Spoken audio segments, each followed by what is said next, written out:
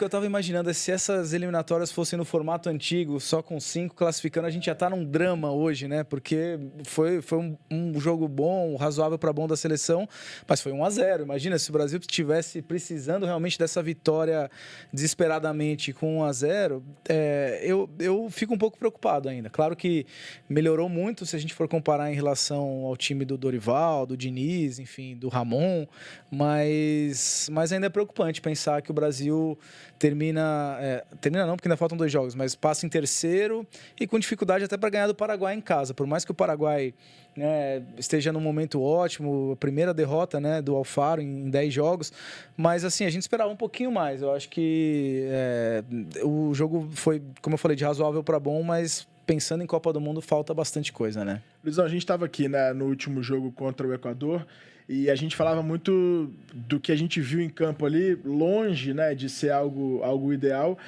mas já uma seleção que não tomou gol, né, e que não perdeu. Nessa evolução do trabalho do Ancelotti, o que já dá para a gente analisar do que o Brasil apresentou nesses primeiros jogos com o Ancelotti no comando da seleção? Olha, Guida, pode ser um pouco complexo a minha análise, né? Mas eu gostei da atitude do primeiro tempo, né? Porque no jogo contra o Equador a gente estava bem posicionado, mas não estava pressionando. Nesse jogo a gente já viu o Brasil pressionando, lutando. Porém, não ainda num ponto ideal como a seleção brasileira tem que ser. Porque, analisando o jogo todo agora, se eu fosse um analista e fosse pegar o comportamento da seleção brasileira, eu acho que foi muito emoção e pouca razão. Pouca consistência, pouca ideia. Isso preocupa um pouco.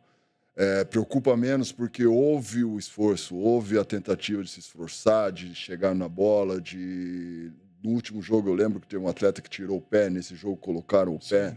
Só que eu acho que foi exagero a mais, muito com o coração e pouco com a razão. Então, o jogo de hoje me frustra um pouco porque poderia ver o Brasil um pouco mais organizado e não tão lutador como foi, né? A gente tem que apresentar mais futebol, um futebol mais bonito, lógico, com competição, mas um futebol mais bonito.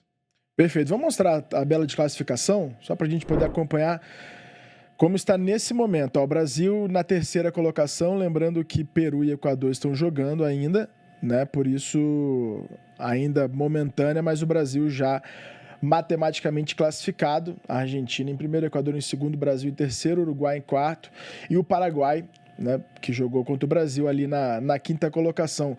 Luiz, sobre isso que o Luizão falou, né, dessa mudança de postura, ainda tentando ajustar, né, no jogo contra o Equador de menos, nesse um pouco de mais ali, mas o que você poderia pontuar, assim, do que já tem do trabalho do Ancelotti nessa equipe da seleção brasileira?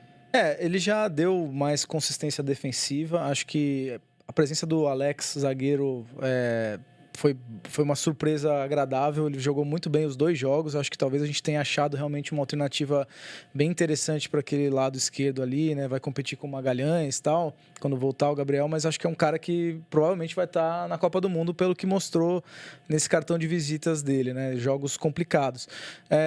Hoje ele escalou um time muito físico, né? Eu senti assim que ele se preocupou realmente. Se você pensar, um time com Casemiro, com Matheus Cunha, são jogadores fortes, jogadores que competem. E a volta do Rafinha, né? Que é a capa, inclusive, da Placar. Vou mostrar aqui fazendo.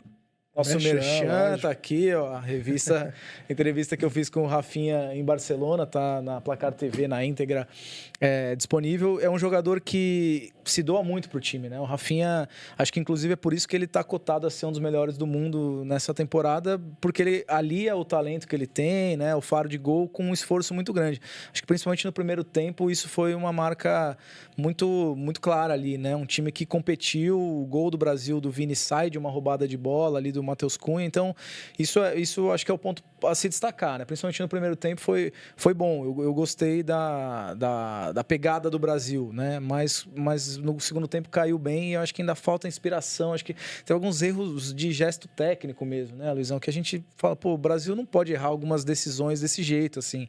Então, tem que melhorar ainda, mas eu acho que foi positivo, assim. Eu gostei das mexidas, acho que o Martinelli, principalmente no primeiro tempo, né, ele conseguiu levar vantagem muitas vezes ali do lado esquerdo.